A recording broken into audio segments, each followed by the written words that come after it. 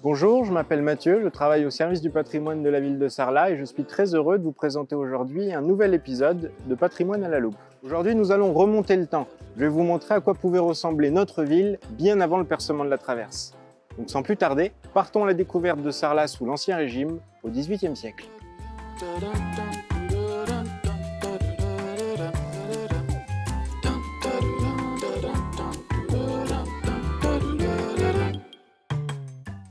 Me voilà dans l'hôtel de ville pour vous présenter la maquette représentant Sarlat en 1750. Elle se situe au premier étage, devant le bureau de monsieur le maire. Alors me voilà dans l'hôtel de ville, où trône une maquette représentant Sarlat en 1750. Elle a été commandée par la municipalité en 2001 à une entreprise spécialisée de Lyon. Et pour la réussir, cette entreprise s'est basée sur le plan du chanoine Jean Tard de 1624 et sur des plans cadastraux. Donc grâce à cette maquette, on peut voir que c'est dans une étroite cuvette, dans le vallon central de la Cluse qui est large de 300 mètres, que s'est installée au IXe siècle l'abbaye qui est à l'origine du développement de notre ville.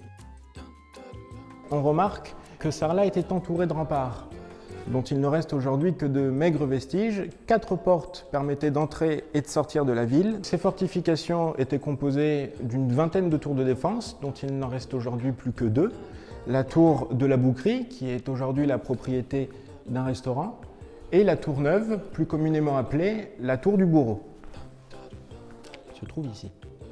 À partir du XIIIe siècle, la ville de Sarlat est divisée en autant de quartiers qu'il y a de consuls, à savoir 4. Au sud de la ville, il y a le quartier de la Rigaudie, qui trouve son origine à partir du domaine d'un dénommé Rigaud.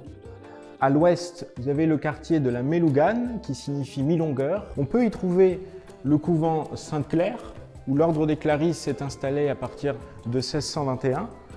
Et on y trouve également, à son extrémité, la maison de la Boétie, construite entre 1520 et 1525, qui présente toutes les caractéristiques de l'architecture de la Renaissance italienne. Alors un autre quartier, au nord-nord-ouest, c'est le quartier de Landrevie. On y trouve notamment le couvent des Récollets, qui date du XVIIe siècle et dont l'église a été occupée par les pénitents blancs au XIXe siècle. Le 4e quartier, c'est le quartier de la Boucarie, qui a son origine dans l'élevage des chèvres.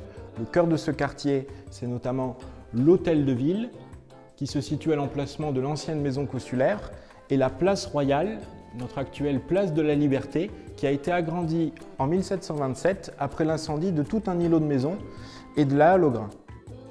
Il existe cependant un 5e quartier, à part, qui est complètement mis sous l'autorité de l'évêque, c'est l'enclos du chapitre. On y trouve évidemment la cathédrale Saint-Sacerdos avec sa flèche baroque qui date de 1745, le palais épiscopal et la chapelle Saint-Benoît qui a accueilli les pénitents bleus à partir du XVIIe siècle et la lanterne des morts.